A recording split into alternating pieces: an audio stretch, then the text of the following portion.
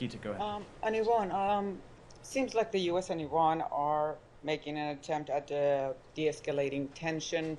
Prisoners and hostages have been exchanged. Iran is reportedly enriching less 60% uranium.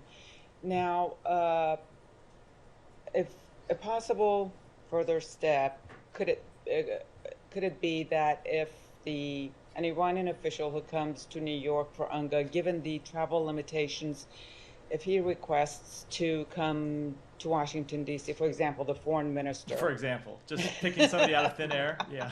yeah, would the Biden administration consider that maybe uh, in a positive light to as another step to reduce tension, given you that there are also reports that they did make such a request? I was about to say you seem to be framing this as a hypothetical, and in fact, it's something that happened. They did make that request, and it was denied by the State Department.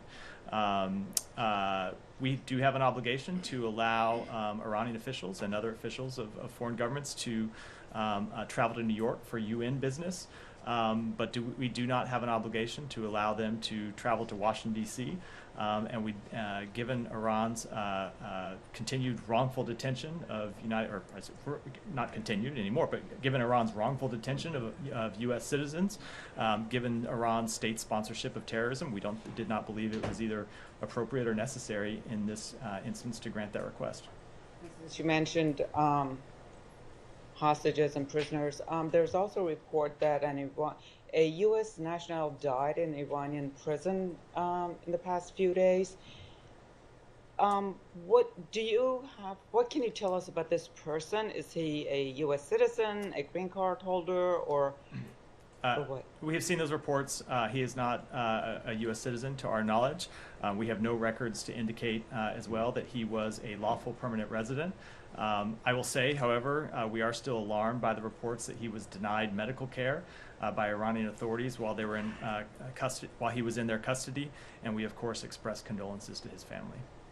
Did the administration even know of the existence of this person who was at some point was here in the United States?